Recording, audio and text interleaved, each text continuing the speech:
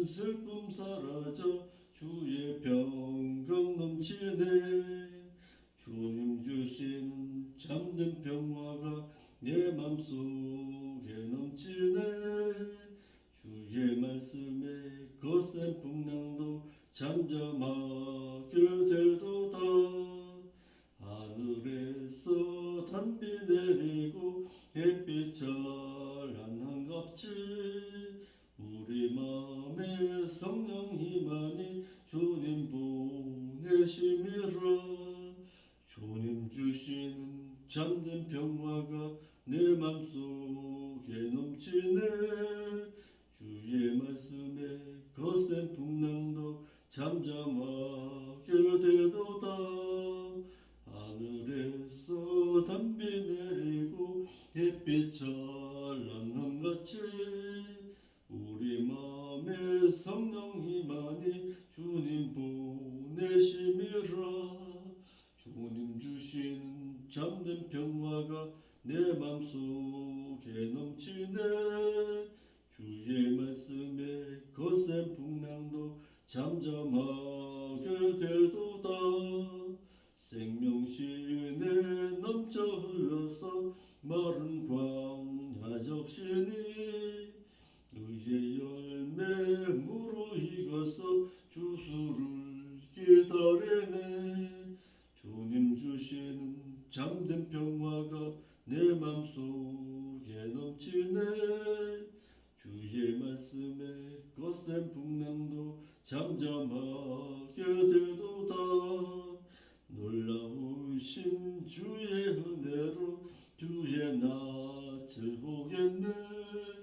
평화로운 안식처에서 영원토록 지겠네. 주님 주시는 참된 평화가 내 맘속에 넘치네. 주의 말씀에 거센 풍랑도 잠잠하게 되도다. 전능하사 천지를 만드신 하나님 아버지를 저희가 믿사오며 그 아들 우주 예수 그리스도를 또한 믿사오니 이는 성령으로 잉태하사 동중녀 마리아에게 나시고 본디오 빌라도에게 고난을 받사 십자가에 못 박혀 죽으시고 장사하신 지 사흘 만에 죽은 자 가운데서 또다시 살아나시며 하늘에 오사 전능하신 하나님의 보좌 우편에 앉아 계시다가 그것으로부터 또다시 산 자와 또다시 죽은 자를 심판하러 오시리라. 성령을 믿사오며 거룩한 공예와 성도와 서로 교통하는 것과 죄를 사하여 주시는 것과 몸이 다시 사는 것과 또한 영원히 사는 것을 저희가 믿사옵나이다. 아멘. 하나님의 말씀은 요한계시록 21장 9절부터 보겠습니다. 계시록 21장 9절로 11절까지 보겠습니다.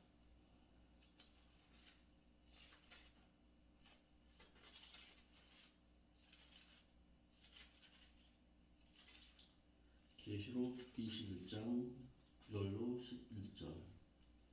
일곱 대접을 가지고 마지막 일곱 장을 담은 일곱 천사 중 하나가 나와서 내게 말하여 가로되 이리 오라. 내가 신부 곧 어린 양의 아내를 내게 보이리라 하고 성령으로 나를 데리고 크고 높은 산으로 올라가 하나님께로부터 하늘에서 내려오는 거룩한 성 예루살렘을 보이니 하나님의 영광이 있음에 그 성의 빛이 지극히 귀한 보석 같고 표과 수정 같지 말더라. 아멘. 거룩하신 아버지 하나님 참으로 감사함을 드립니다. 저들로 하여금 천국의 그 소망을 바라볼 수 있도록 계시록의 말씀을 통해서 천년 왕국 그 성곽을 보여주시니 감사함을 드립니다. 아름답게 꾸며진 그 나라, 내가 들어가서 주님과 함께 거하고 살아야 할 그 아름다운 그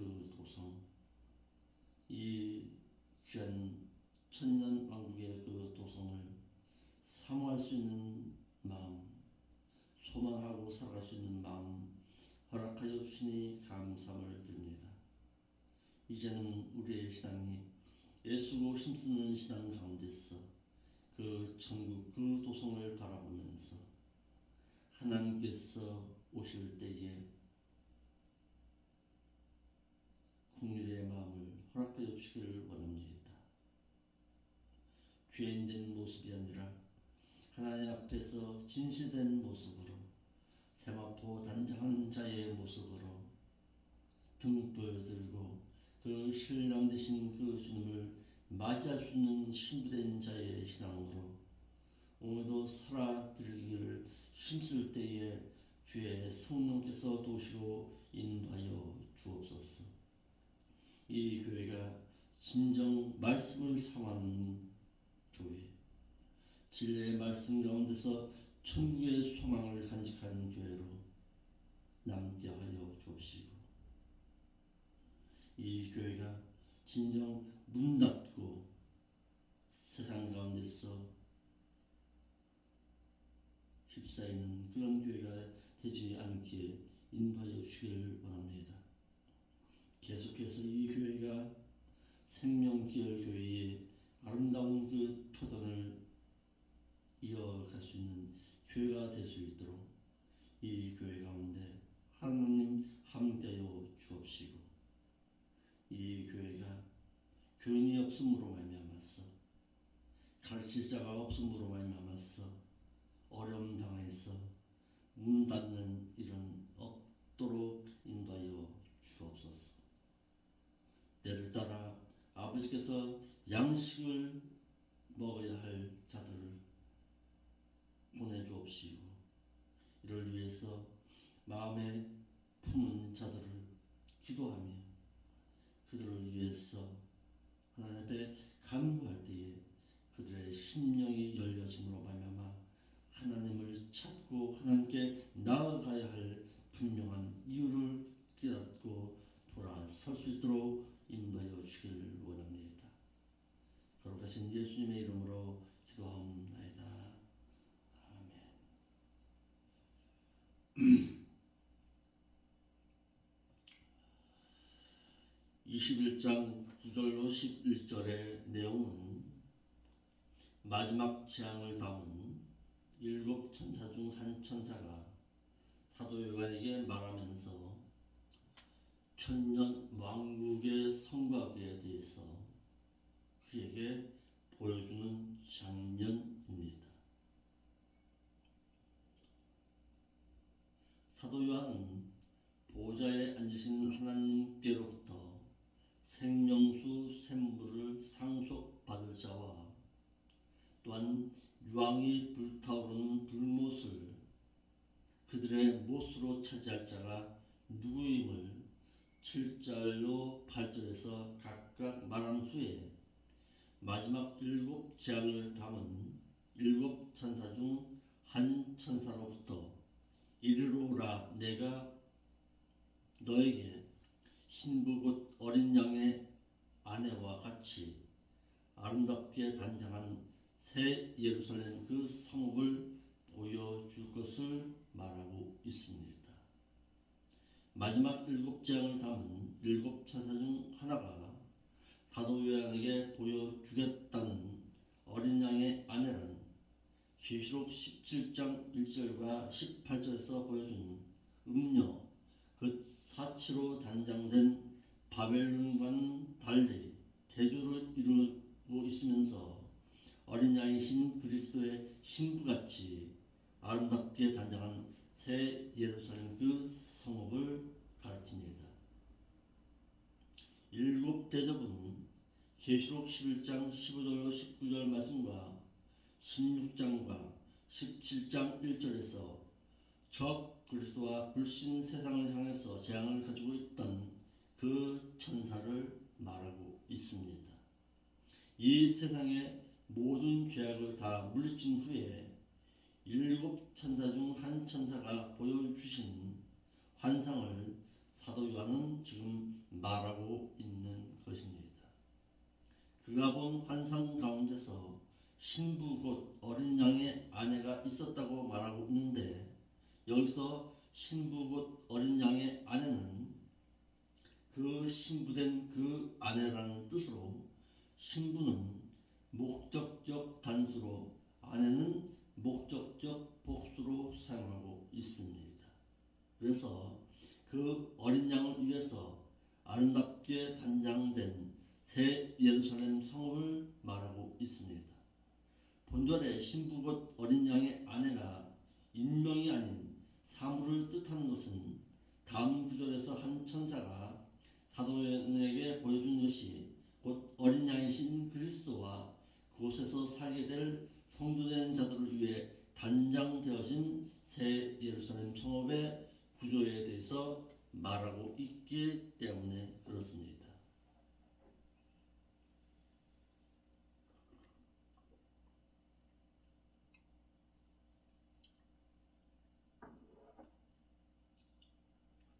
10절 내용입니다.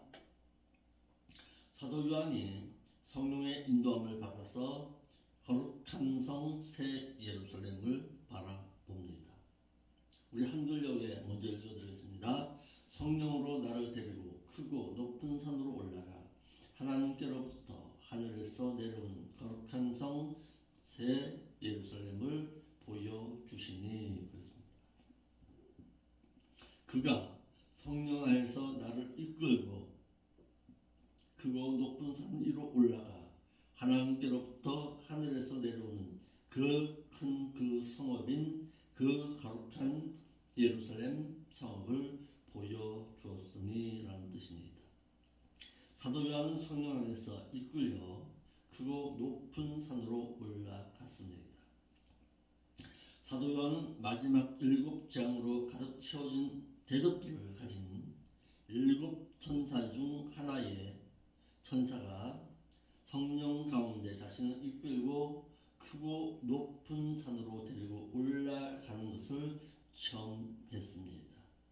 성령으로, 이 말은 그 성령 안에서라는 뜻으로 사도 요한이 크고 높은 산으로 올라갔다는 뜻이 아니라 성령 안에서 영적으로 체험한 것을 뜻하고 있습니다.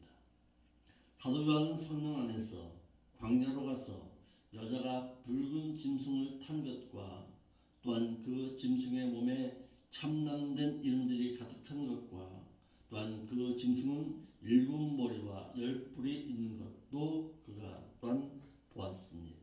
계시록 17장 3절에 사도 요한은 성령 안에서 하나님께로부터 내려오는 거룩한 성읍인 새 예루살렘을 보았습니다. 마지막 7장을 담은 7천사 중 하나가 사도 요한을 성령 가운데 이끌어 크고 높은 산 위로 데리고 가서 하나님께로부터 하늘에서 내려오는 큰 도성인 거룩한 예루살렘을 보여주었습니다. 본문에 거룩한 성 예루살렘을 보여주시니 라고 한글 개혁 성경에는 말하고 있지만, 이는 알란드본 성경에는 크다는 메갈렌이라는 말이 삭제되어 없습니다. 그 거룩한 예루살렘 그 성부로 번역했으나 공인사본에는 그 큰 그 성읍이라는 말이 있습니다. 한글 개혁 성경에는 폴린을 성읍이라고 번역하여 왕나 귀족들이 소유하고 있는 성이 아니라 도시, 성읍, 도시국가를 뜻하여 구원을 보장받는 성도들이 영원히 살 수 있는 나라, 그 천국을 가리키고 있습니다. 21장 2절에도 사도 요한이 거룩한 성읍 새 예루살렘 성읍이 하늘에서 내려오는 것을 보았다고 했는데, 본문과도 같은 내용을 구체적으로 밝히고 있습니다. 거룩한 성읍인 새 예루살렘은 하나님께로부터 하늘에서 내려오며, 예루살렘 그 성읍은 세상에서 볼 수 없었던 구별된 성읍이었습니다. 내려오다 이 말은 그곳은 하나님께로부터 하늘에서 내려온 거룩한 곳이라고 해서 하나님이 함께 거하시는 곳일 뿐만 아니라 거룩함이 함께 거하는 곳으로서 하나님의 통치 가운데 거하는 곳이라고 했습니다. 그런데 이도 아일랜드본에는 없으나 공인사본에는 텐폴린이라는 단어가 있어서 그 거룩한 그 큰 성읍을 뜻하고 있습니다. 하늘로서 내려온 이 예루살렘 그 성읍은 개인 소유물이 아니라 주의 백성, 거룩한 백성이 살게 될 하늘에서 하나님께로부터 내려온 처음 세상에서는 볼 수 없는 새롭게 단장된 구별된 성읍임을 말하고 있습니다. 이러므로 새롭게 회복된 자라야 그 성읍에 들어갈 수가 있는 것입니다. 왜? 그 성읍이 새로워진 곳이기 때문에 그렇습니다. 새롭게 회복되어진 그 나라는 새롭게 회복된 자라야 들어갈 수가 있다라는 사실입니다. 사도 요한은 바벨론이 멸망하기 전에도 성령에 인도되어서 광야로 가서 음녀 곧 바벨론 성을 보았던 것입니다. 21장 11절입니다. 하나님의 영광이 있음에 그 성의 빛이 지극히 귀한 보석 같고 벽옥과 수정같이 맑더라. 새 예루살렘 그 성읍에는 하나님의 영광이 빛이 있어서 그 성읍의 빛이 지극히 귀한 보석 같고 벽옥 같으며 수정처럼 맑더라라는 뜻입니다. 거룩한 성읍에만 있는 하나님의 영광의 빛의 그 아름다움입니다. 거룩한 성읍인 예루살렘에는 하나님의 영광을 소유하고 있습니다. 사도 요한은 성령에 인도되어 거룩한 성읍인 새 예루살렘을 보았는데 그 새 예루살렘에는 하나님의 영광을 소유하고 있음을 보았습니다. 영광이 있음에 그 하나님의 그 영광을 소유하고 있다라는 뜻이고, 있음에 이 말은 소유하다, 가지다, 소유하다, 무엇을 갖추다라는 뜻으로 현재 능동태 분사로 말하고 있어서 지금 계속하여서 지속적으로 하나님의 영광이 소유하고 있는 곳입니다.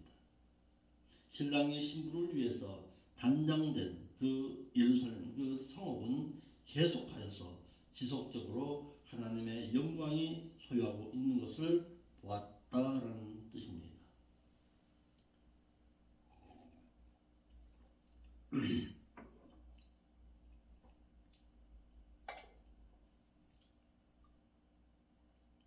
그 천국에는 하나님의 영광이 임자하여 있는 곳이라고 하여서 마치 성전 안에 계시는 하나님의 임자심이 이스라엘을 광야 가운데서 인도하여 내었듯이 자기 백성들과 함께 가고 그의 백성과 함께 음성을 듣고 말할 수 있는 곳으로서 그 하나님의 그 영광을 소유한 곳입니다. 이스라엘 백성들이 광야 가운데서도요, 광야 가운데 지성소 안에 들어갔을 때 지성소 안에 연기가 가득하였습니다. 그 연기가 우리가 보는 그런 연기가 아닙니다. 그곳에 하나님의 영광이 가득하였다라는 뜻입니다. 또 갈라디아 사람들아, 너희가 하늘로 올라가시는 그 주님을 바라보고 있을 때에 구름이 앞을 가렸습니다. 이 또한 보이는 그 구름만을 말하고 있는 것이 아닙니다. 하나님의 영광에 둘러싸여 있는 가운데 승천하셨다라는 뜻이고, 또 다시 오실 때에도 구름에 둘러싸여서 오신다고 하신 것처럼 하나님의 영광 가운데 다시 임재하실 것을 말하고 있는 내용입니다. 그러므로 하나님의 임재가 있는 곳, 그것이 바로 하나님의 영광의 구름이 가득한 곳입니다.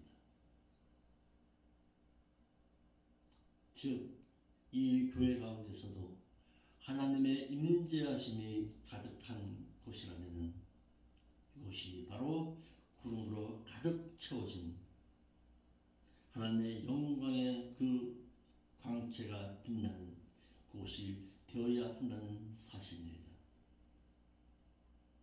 그것은 보이는 어떤 광채라기보다는 하나님의 임재가 있는 곳, 하나님이 거룩한 백성과 함께 거하시는 곳, 그것이 영광의 광채로 드러나는 곳이라는 사실입니다. 그 하나님의 그 영광의 그 빛은 지극히 귀한 보석 같고 수염같이 맑았습니다.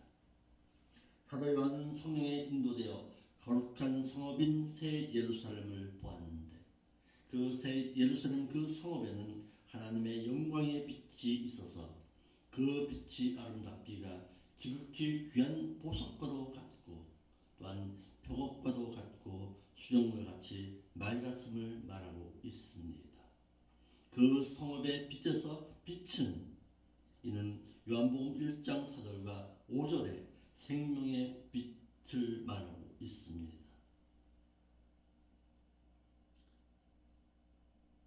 이 빛을 포스테르라는 남성 단수 축적으로 말해서 이는 동식물을 살리는 발광체인 태양에 비친 세상의 빛과는 다른 빛을 말하고 있습니다. 믿는 자의 영원한 생명을 살리는 생명의 빛으로 1장 5절에는 예수님을 빛이라고 했고 하나님께서 천지를 창조하신 후에 빛이 있으라 하시자 빛이 생긴 그 빛과 같은 생명의 빛을 말하고 있습니다. 발광체의 빛과 생명의 빛은 그 단어 자체가 다르다라고 말한 적이 있습니다. 생명체의 그 빛은 오르입니다. 그러니까 창세기 1장 1절에서 말하고 있는 태초에 빛이 있었더라라는 그 빛은 생명의 빛을 말하고 있는 것이고 넷째 날에 창조하신 그 빛은 발광체의 빛을 말하고 있는 것입니다. 그러니까 하나님께서는 생명의 빛을 통해서 믿는 우리와 함께 가시기를 원하셨다라는 사실입니다. 하나님의 영광의 빛을 받아 생명의 빛을 발하게 되는 발광체를 의미하여 하나님 그 자신이 그 하나님 나라의 빛이 되시며 그 영광의 빛이 가득한 곳이 바로 신부를 위해 단장된 새 예루살렘의 그 성읍이었다라는 사실입니다. 자, 그 천국의 천년 왕국의 그 빛이 아름다웠던 것은 그 하나님이 계시는 그곳에 하나님 그 자체의 그 발광체를 받았으니까 그 예루살렘 그 성읍이 아름다웠다라는 사실입니다. 같은 단어가 신약 성경에 73회 사용되었는데 발광체에 의한 빛으로도 사용되었지만은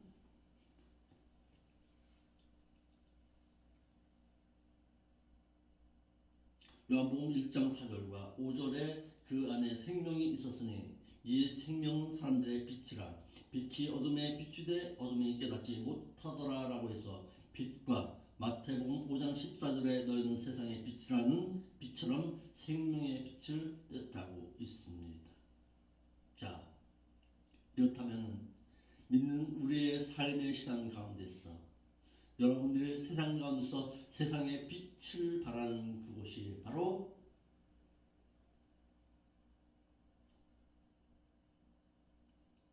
생명의 빛을 발하는 그곳에서 바로 생명의 빛이 여러분들의 삶 가운데서 비춰져야 한다는 사실입니다. 그리할 때에 그 빛을 발해서 세상 가운데서 여러분들의 삶의 생명의 그 빛이 흘러갈 수가 있다는 사실입니다. 지극히 귀한 보석 같고 그랬습니다. 지극히 귀한 보석과 닮았다는 뜻이고 빛은 보석 중에서 벽옥과 수정 같더라. 그래서 벽옥은 석영의 변종이나 푸른빛을 띠는 고운 옥으로 하나님의 거룩성을 말하고, 수정은 하나님의 공의로우심의 정결성, 고귀함을 말하고 있어서 하나님의 속성을 말하고 있습니다. 그러니까 그 예루살렘 그 성읍에는 하나님이 함께 계심으로 말미암았어. 그 성읍에서 그 빛나는 그 빛이 마치 하나님의 거룩하심과 하나님의 정결하심, 하나님의 고결하심의 그 속성과도 같이 아름답게 빛나고 있었습니다. 왜? 그 하나님이 그 거룩한 성에 빛을 발하는 발광체였기 때문에 그렇습니다.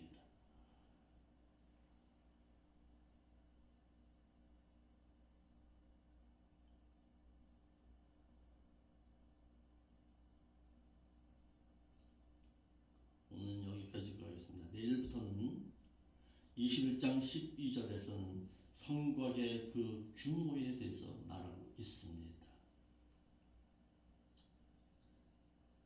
오늘에서는 그 예루살렘 그 성읍의 그 아름다운 그 모습, 빛을 발하는 발광체가 누구였느냐를 성경은 말하고 있습니다. 세상 가운데서는 여러분들이 세상을 비추는 발광체가 되어야 합니다.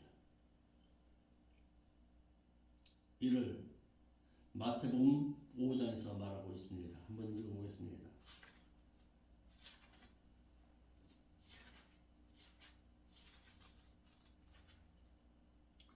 5장 13절입니다. 너는 세상의 소금이니 소금이 만일 그 맛을 이르면 무엇으로 짜게 하리요. 그에는 아무 쓸데없어 다만 밖에 버리고 사람에게 밟힐 뿐이니라. 너는 세상의 빛이라. 산 위에 있는 동네가 숨기지 못할 것이요, 사람의 등불을 켜서 말 아래에 두지 아니하고 등정 위에 두나니 이러므로 집안 모든 사람에게 비추느니라. 이같이 너희 빛을 사람에게 비추게 하여 저희로 너희 착한 그 행실을 보고 하늘에 계신 너희 아버지 앞에 영광을 돌리게 하라. 세상 가운데서는 여러분들이 빛이 되어야 합니다. 빛된 삶의 발광체를 비추고 있어야 합니다. 무엇으로? 여러분들의 선한 그 행실로 말미암아 발광체의 빛을 드러내는 자가 되어야 합니다. 그러나 그 새 예루살렘 그 성읍에서는 하나님께서 발광체가 되어서 그 아름다운 성읍을 비추고 있었듯이 어두운 세상 가운데서는 여러분들의 그 삶의 생명체의 그 빛을 받아서 그 빛을 드러내는 여러분들의 오늘 하루의 삶이 될 수 있기를 바랍니다.